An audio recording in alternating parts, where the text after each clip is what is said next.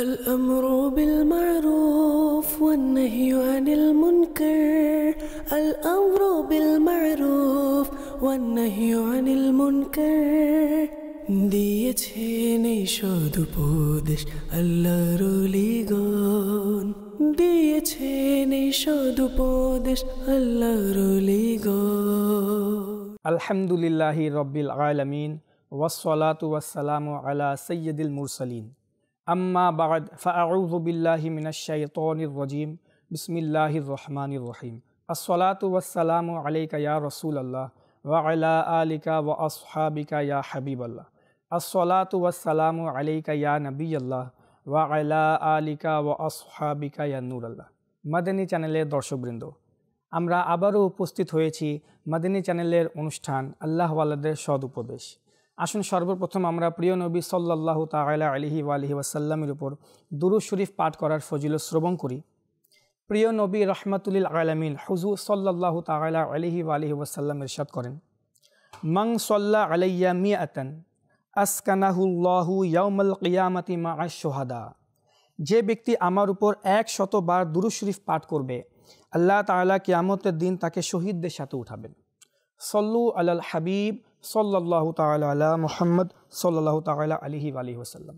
মাদানী চ্যানেলের দর্শকবৃন্দ, আজ আমরা যে মহান ব্যক্তির উপদেশ নিয়ে উপস্থিত হয়েছি তিনি হচ্ছেন হযরত আবু উবায়দা বিন জাররাহ রাদিয়াল্লাহু তাআলা আনহু। তিনি হচ্ছেন আশরা মুবাশশারার অন্তর্ভুক্ত।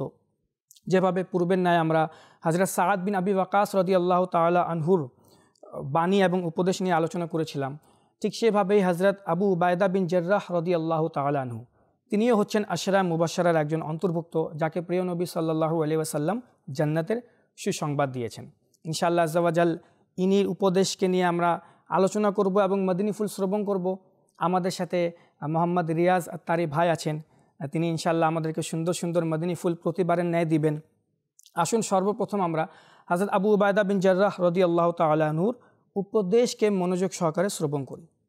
হযরত আবু উবায়দা বিন জাররাহ রাদিয়াল্লাহু তাআলা আনহু ইরশাদ করেন, হে লোকেরা, নতুন কোনো নেকি পূর্বের গুনাহসমূহকে, পূর্বের পাপগুলোকে মোচন করে দেয়।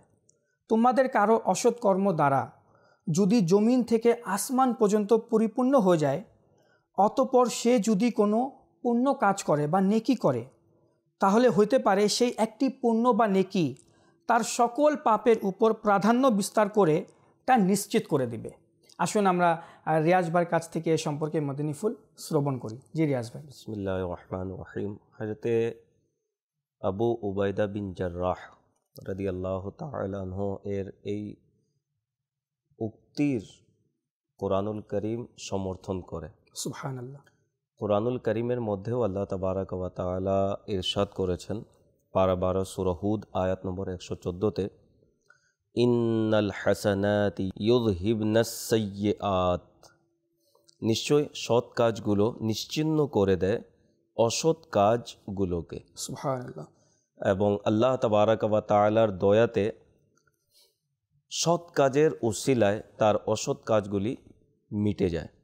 তাফসীর সিরাতুল জিনানে রয়েছে, এই আয়াত দ্বারা জানা গেল যে নেকি সমূহ সগীরা তথা ছোট গুনাহের জন্য কাফারা স্বরূপ। চাই সে নেক আমল, নামাজ হোক বা সদকা বা জিকির ও ইস্তিগফার বা অন্য কিছু। নেক আমল দ্বারা আল্লাহ তাবারাক ওয়া তাআলা পূর্বের পাপকে মোচন করেন, ক্ষমা করে দেন। তো নেক আমল আল্লাহ তাবারাক ওয়া তাআলার দয়াতে অনেক প্রভাব রাখে। এই জন্য কোনো বুজুর্গানে দিনে ফরমান হচ্ছে, তোমার দ্বারা যদি কোনো গুনাহ সংগঠিত হয়ে যায়, তাৎক্ষণিক তারপরে নেক আমল করে নাও। আচ্ছা, একটি গুনাহ হচ্ছে জেনে শুনে। তো জেনে শুনে যারা গুনাহ করে তারা তো অনেক বড় অপরাধী। আল্লাহ তাবারাক ওয়া তাআলার দরবারে তাকে তওবা করা উচিত। কেন, সগীরা গুনাহ যদি কেউ যদি জেনে বুঝে করে, সেটি কবিরা গুনায় অন্তর্ভুক্ত হয়ে যায়। তো গুনাহ অজানায় যদি হয়ে যায় বা অজ্ঞ অবস্থায় হয়ে গেল, তার জানা ছিল না সেটি গুনাহ হয়ে গেল, অনেক সময় না চাইলেও শয়তানের কুমন্ত্রণায় পরে সে গুনাহ করে বসলো। তাৎক্ষণিক যদি নেক আমল করে নেয়, তাহলে সেটি তার মাফ হওয়ার, ক্ষমা হওয়ার সেটি মাধ্যম হয়ে যায়। আচ্ছা, অনেকে কিন্তু এটাকে এভাবেও নিতে পারে যে ঠিক আছে, তাহলে পরবর্তী থেকে যখনই গুনাহ করার ইচ্ছা পোষণ হবে না বা কোনো খারাপ কাজ করার ইচ্ছা পোষণ হবে, তো এই নিয়ে চলে আসবে যে আচ্ছা আমি করে ফেলি, যেহেতু ইচ্ছা করছে। উদাহরণস্বরূপ মাযআল্লাহ, আল্লাহ হিফাজত করুক, ফিল্ম দেখার ইচ্ছা পোষণ হলো বা কোনো গান বাজনা দেখার বা শোনার ইচ্ছা পোষণ হলো, তখন অনেক সময় এরকম চিন্তাও চলে আসে যে আচ্ছা নেকি তো গুনাহকে মাফ করে দেয়, একটা ফিল্ম দেখে নেই, পরে আবার তওবা করে নিব। আমি পূর্বে বলেছি যে যদি সগীরা গুনাহ কেউ যদি জেনে শুনে করে সেটি কবিরা গুনাহ হয়ে যায়। আর মাযআল্লাহ কবিরা গুনাহকে কেউ যদি এই মনে করলো যে করেনি, কোনো অসুবিধা তো নেই মাযআল্লাহ, তাহলে উলামায়ে কেরামের ফতোয়া আছে সে কাফির হয়ে যাবে। যদি আল্লাহু আকবার। কবিরা গুনাহকে জায়েজ মনে করে আর এই নিয়তে করে যে করব, তওবা করে নিব, দেখা যাবে মাযআল্লাহ, তাহলে তার ঈমানই থাকবে না। এমনকি রিওয়ায়াতে এভাবেও তো এসেছে যে যারা এভাবে করে যে আমি এখন গুনাহ করে নেই, পরে আল্লাহ তাআলা থেকে মাফ চেয়ে নেব বা কোনো উত্তম আমল করে নেব, তাহলে সে আসলে তওবা বা নেক আমল করে নাই, বরং আল্লাহ তাআলার সাথে ঠাট্টা মশকারি করেছে। ঠাট্টা মশকরি।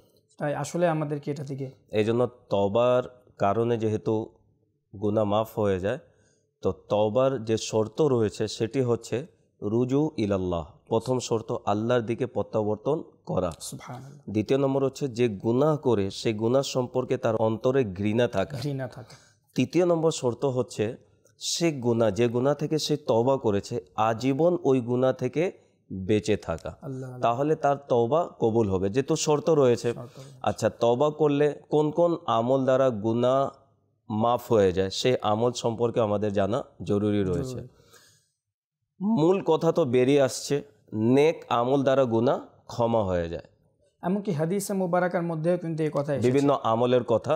নেকি যে গুনাহকে মোচন করে দেয়, আমরা কোরআনে পাকের আয়াত তো শুনলাম। প্রিয় নবী সাল্লাল্লাহু আলাইহি ওয়াসাল্লাম হযরত আবু যর রাদিয়াল্লাহু তাআলা আনহুকেও শিক্ষা দিলেন এভাবে যে ইত্তাকিল্লাহা হাইসুমা কুনতা, হে আবু যর তুমি যেখানেই থাকো আল্লাহকে ভয় করো। এরপর তিনি ইরশাদ করেন ওয়া আতবিইস সাইয়্যাতাল হাসানাতা তামহুহা, এবং কোনো পাপ হয়ে গেলেই নেক আমল করে নাও, কোনো গুনাহ হয়ে গেলে নেক আমল করে নাও, তা তোমার পাপকে তোমার গুনাহকে মিটিয়ে দিবে। তাই আসলে আমাদেরকে গুনাহ হয়ে যাওয়ার সাথে সাথেই প্রথমে তো ইচ্ছা না করা, বা আপনার তবার যে শর্তগুলো আমরা এখন শুনলাম এরকমভাবে তবা করা, এরপরেও যদি নফস আর শয়তান তো আমাদের সাথে আছেই। তবা তো মনে করেন এত প্রভাব রাখে, গুনাহ যখন হয়ে যায় মানুষ তখন তাৎক্ষণিক যখন তবা করে, তো তবা করার সময় এর পূর্বে হৃদয়ে অনুশোচনা জাগ্রত করা অত্যন্ত জরুরি। তবা মানুষ কখন করে? যখন তার হৃদয় অনুশোচনা জাগে যে আমি এটি ঠিক করিনি, আমার দ্বারা এই কাজটি ভালো হয়নি, আল্লাহর দরবারে তবা করা উচিত। কুরআনুল কারীমও সে প্রতি উৎসাহ প্রদান করেছে। যেমন আল্লাহ তাবারাকা ওয়া তাআলা ইরশাদ করেন পারা 18 সূরা নূর আয়াত নম্বর 31-এ, ওয়াতুবু ইলাল্লাহি জামিআন আইয়ুহাল মুমিনুনা লাআল্লাকুম তুফলিহুন, কানজুল ইমানের অনুবাদ। এবং আল্লাহর দিকে তবা করো হে মুসলমানগণ, তোমরা সকলেই, এই আশায় যে তোমরা সফলতা অর্জন করবে। তো যখনই গুনাহ হয়ে যায় তখন তাৎক্ষণিক তবা করে নেওয়া উচিত। তবা করলে আল্লাহ তাবারাকা ওয়া তাআলা তবাকারীকে পছন্দ করেন এবং এর মাধ্যমে গুনাহ মাফও হয়ে যায়। আচ্ছা, তবার সাথে সাথে কিছু আমলও এমন রয়েছে যে আমল করার কারণে গুনাহ ক্ষমা হয়েছে। যেমন তাফসীর সিরাতুল জিনানে আমরা এখন শুনলাম যে নামাজ পড়ার কারণেও গুনাহ ক্ষমা হয়ে যায়। এবং বলা হয়েছে যে ফজর থেকে জোহর পর্যন্ত এই যে নামাজের একটি সময় ব্যবধান, ফজর আদায় করলাম, প্রায় 4-5 ঘন্টা গ্যাপ থাকলো, জোহর আদায় করলাম, তারপরে জোহর আদায় করার পর 3-4 ঘন্টা শীতকাল এবং গ্রীষ্মকালের সময় পার্থক্য থাকে। আসর পর্যন্ত গ্যাপ, আসর থেকে মাগরিব কিছু গ্যাপ, মাগরিব থেকে এশা কিছু গ্যাপ। এই যে উভয় নামাজের মধ্যবর্তী যে সময়ে কোনো গুনাহ যদি সংগঠিত হয়ে যায়, তাহলে এক নামাজ অপর নামাজ পড়ার যে ব্যবধানে কোনো গুনাহ সংগঠিত হয়েছে, তাহলে ফজর আদায় করলাম, এর ব্যবধান যে মধ্যখানে যে সময় কোনো গুনাহ হলো, জোহর আদায় করার সাথে সাথে সে গুনাহ ক্ষমা হয়ে যায়।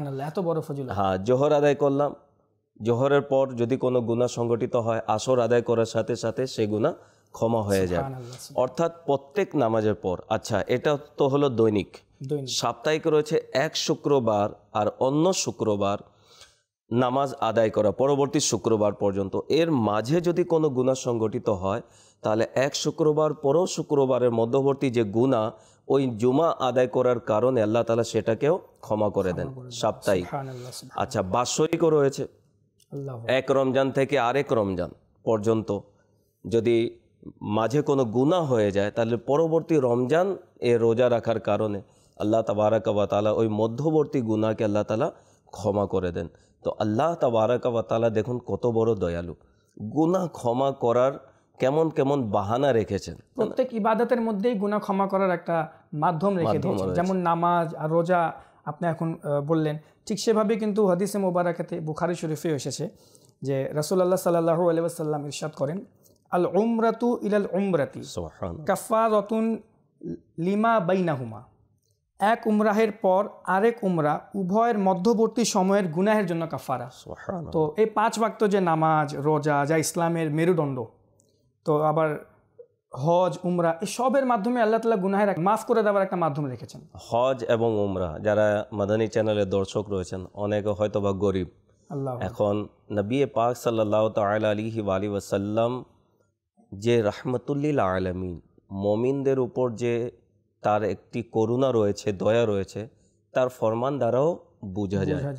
যদি হজ এবং উমরার মধ্যেই যদি ক্ষমা নির্ধারিত থাকতো যে হজ উমরা করলে গুনাহ ক্ষমা হবে, তাহলে গরিবরা কি করত? যেতে পারত। কিন্তু তওবার মধ্যে রাখা হয়েছে, তওবার জন্য কোনো টাকাও খরচ করতে হয় না, শুধু অন্তরের অনুশোচনা দরকার। ঠিক আছে, নামাজ গরিব হোক ধনী হোক সবার উপর ফরজ, প্রাপ্তবয়স্ক মুসলমান, তো নামাজের মাধ্যমে গুনাহ ক্ষমা রয়েছে। আচ্ছা, তারপরে আপনার দুরূদ শরীফ পড়লে, দুরূদ শরীফ পড়লে গুনাহ ক্ষমা হয়ে যায়। নবী করিম সাল্লাল্লাহু তাআলা আলাইহি ওয়াসাল্লাম ইরশাদ করেছেন, যে ব্যক্তি আমার প্রতি একবার দুরূদ শরীফ পড়ে আল্লাহ তাআলা তার উপর 10 বার রহমত নাজিল করেন, তার 10টি গুনাহকে মাফ করে দেওয়া হয় এবং তার 10টি পদমর্যাদা বৃদ্ধি করা হয়। তো দুরূদ পড়ার কারণেও গুনাহ ক্ষমা হয়ে যায়। নবী করিম সাল্লাল্লাহু তাআলা আলাইহি ওয়াসাল্লাম এর প্রতি দুরূদ পড়লে যদি ক্ষমা হয়ে যায় গুনাহ, তাহলে যার জন্য নবী করিম সাল্লাল্লাহু আলাইহি ওয়াসাল্লাম শাফাতের জন্য যদি দোয়া করে দেন, তার যদি ক্ষমা চেয়ে নেন, তাকে আল্লাহ তাআলা কেন ক্ষমা করবেন না? আচ্ছা, বলা হয়েছে যে ইলম যারা অর্জন করার জন্য বের হয় তাদের গুনাহ আল্লাহ তাবারাকা ওয়া তাআলা ক্ষমা করেন।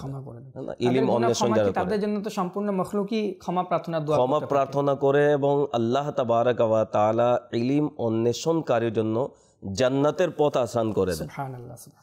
আচ্ছা, জানাজার নামাজে যারা শরীক হয় তখন বলা হয়েছে জানাজার কে যে যারা কাঁধ দেয়, কাঁধে উঠিয়ে চলে, তো প্রত্যেক সাইডে 10 কদম নিয়ে চলা এটি সুন্নাতে মোবারকা, তাহলে 4টি কাঁধে 40 কদম।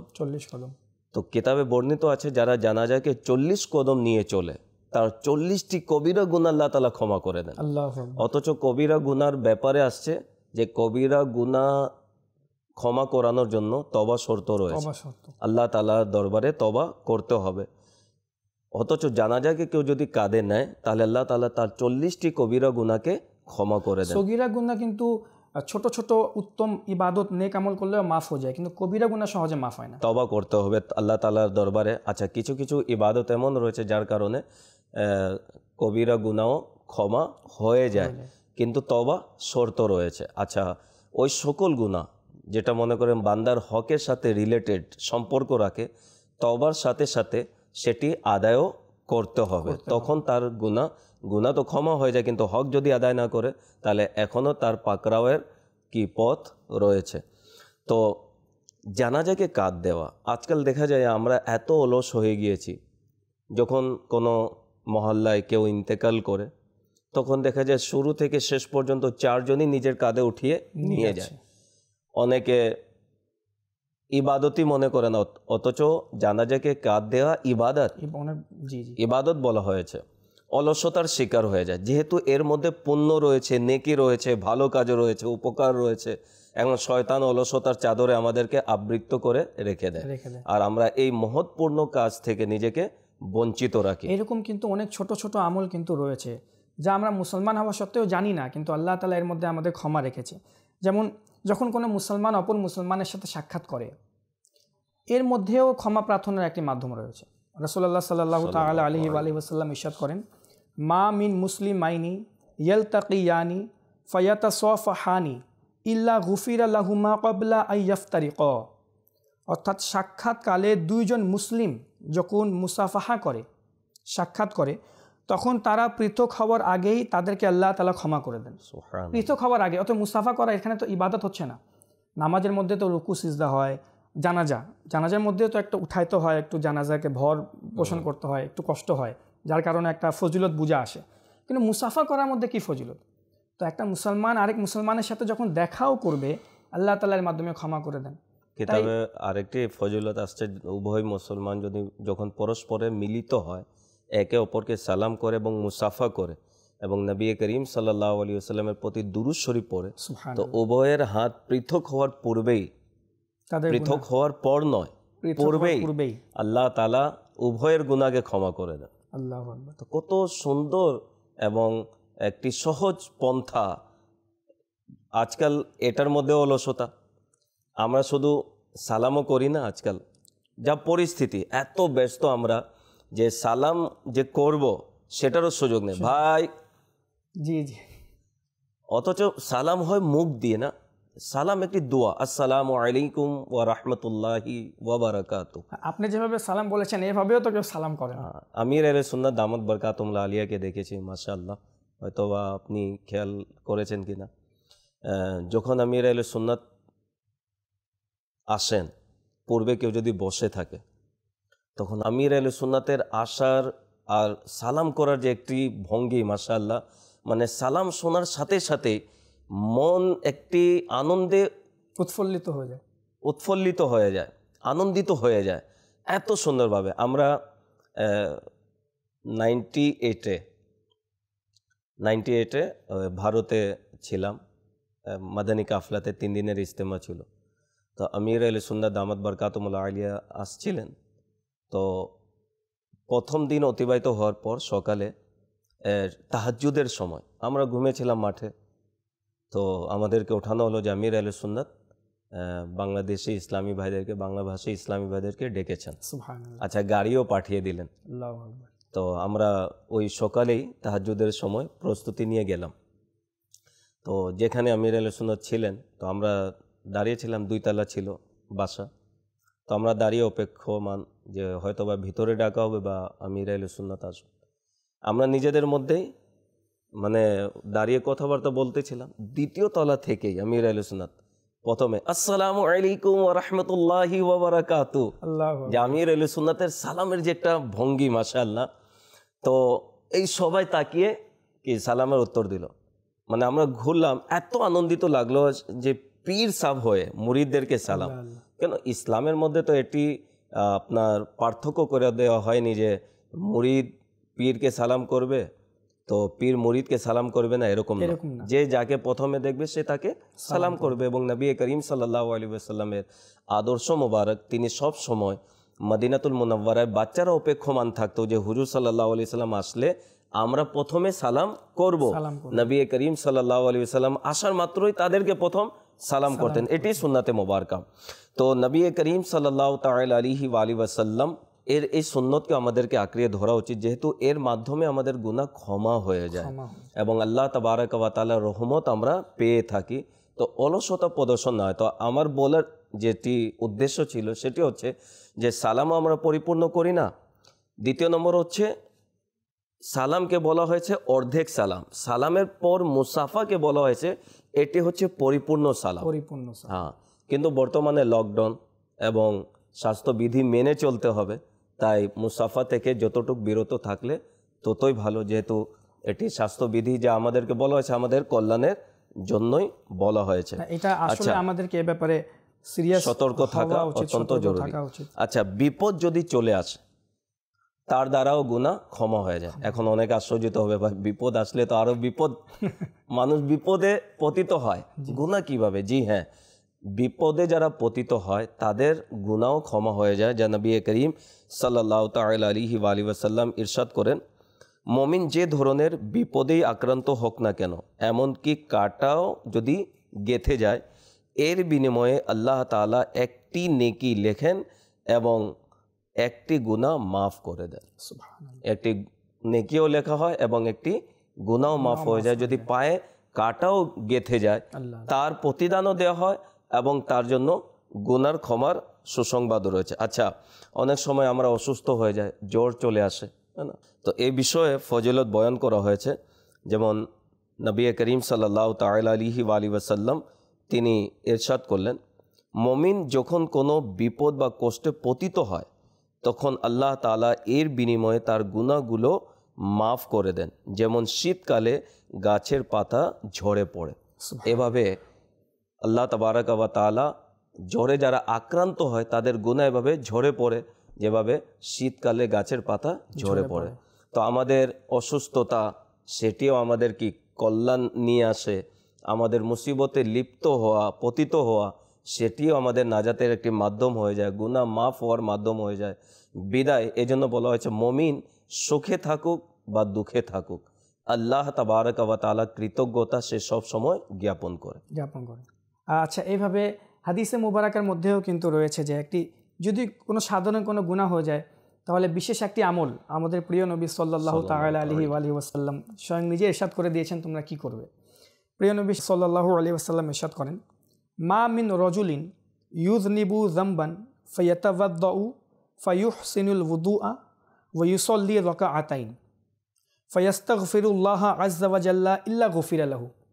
তো এটা মাদিনী চ্যানেলের দর্শকবৃন্দদের জন্য একটা মাদিনী ফুল আমাদের প্রিয় আকা সাল্লাল্লাহু আলাইহি ওয়াসাল্লাম দিয়েছেন আমাদেরকে। যখন কোনো গুনাহ হয়ে যায় তখন সাথে সাথে কি করা উচিত, তিনি ইরশাদ করেন, কারো কোনো পাপ হয়ে গেলে যদি সে উত্তম রূপে ওযু করে এবং 2 রাকাত নফল নামাজ আল্লাহ তাআলা সন্তুষ্টির জন্য আদায় করে, এরপর আল্লাহ তাআলার কাছে মাফ চায় সত্য অন্তরে তওবার শর্তাবলীর সাথে, যদি আল্লাহ তাআলার কাছে মাফ চায় আল্লাহ তাআলা তাকে ক্ষমা করে দিবেন। সুবহানাল্লাহ। আসলে রিয়াজ ভাই আমাদের এই ইসলামটা কিন্তু খুবই সুন্দর। এই উম্মতে মুহাম্মাদি সাল্লাল্লাহু আলাইহি ওয়াসাল্লামকে যে নিয়ামত দেওয়া হয়েছে, নিয়ামত সমূহ, ছোট ছোট আমলের কারণে গুনাহ মাফ। সবচেয়ে বড় বিষয় হচ্ছে কি, পূর্বেকার উম্মতরা যখন গুনাহ করত তখন তাদের কপালে সেই গুনাহ ভেসে উঠত। আল্লাহু আকবার। তাদের প্রকাশ্যভাবে তাদের সম্পর্কে জানিয়ে দেওয়া হতো। অনেক সময় লোকেরা তাদেরকে লাঞ্ছিত করত, অপদস্থ করত।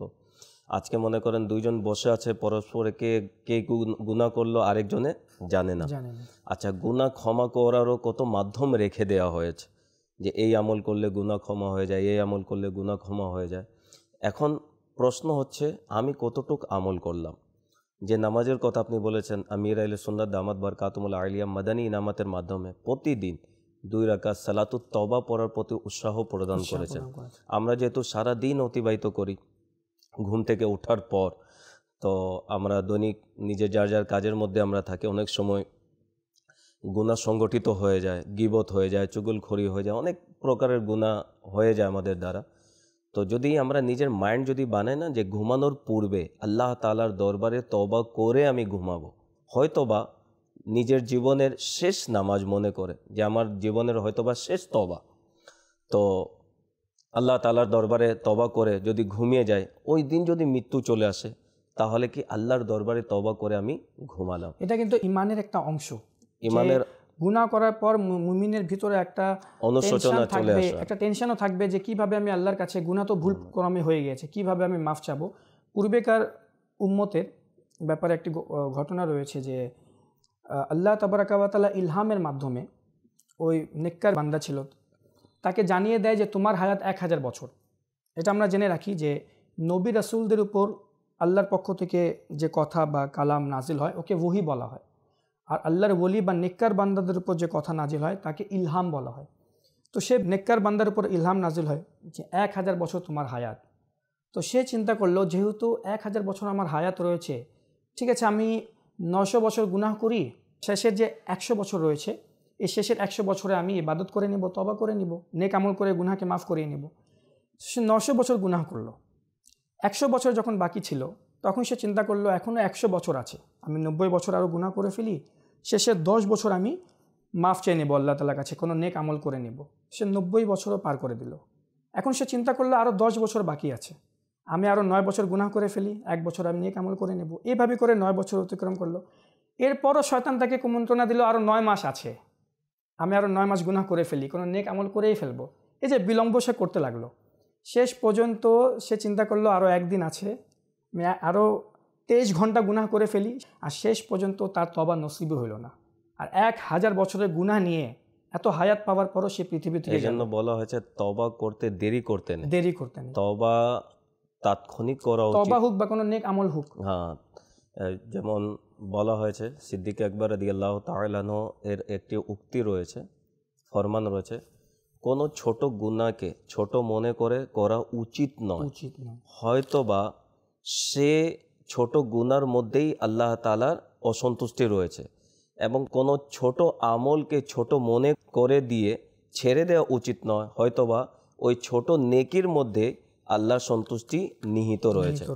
এমন একটি আমল যা মাদানী চ্যানেলের দর্শক যারা রয়েছেন, আজকে যে অনুষ্ঠান দেখছেন, প্রতিনিয়ত সবারই প্রতিদিন আমল থাকে এটার উপরে। নামাজ তো অনেকে পড়ে না, পড়া উচিত, যারা পড়ে না তারা ভুল করে বসে। কিন্তু খাবার ক্ষেত্রে আমার মনে হয় না, রোগী মানুষ যারা তারাও খায়, মেডিকেলে বিছানা শুয়েও খায়। তো যখন আমরা পানাহার করি, তো পানাহার করতে গিয়ে আমাদের উপকারিতা এটাই যে আমাদের পেট ভরে যায়, শরীরে শক্তি যোগায়।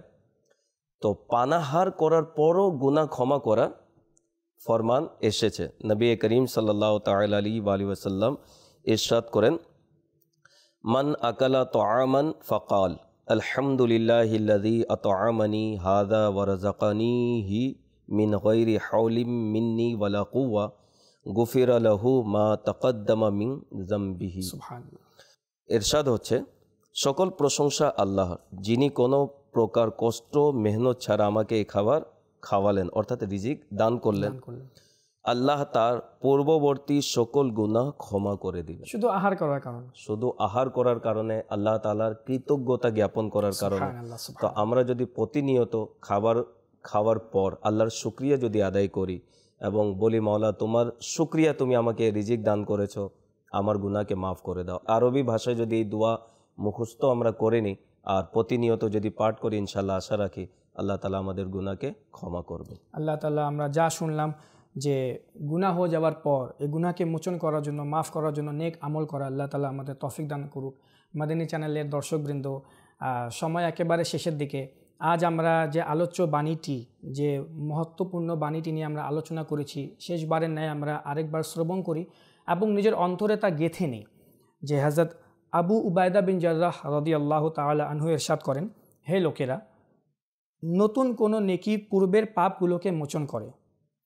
তোমার কারো অসৎ কর্ম দ্বারা যদি জমিন থেকে আসমান পর্যন্ত পরিপূর্ণ হয়ে যায়, অতঃপর সে যদি কোনো পুণ্য বা নেকির কাজ করে, তাহলে হইতে পারে সেই একটি নেকি পুণ্য তার সকল পাপের উপর প্রাধান্য বিস্তার করে নিশ্চিত করে দিবে।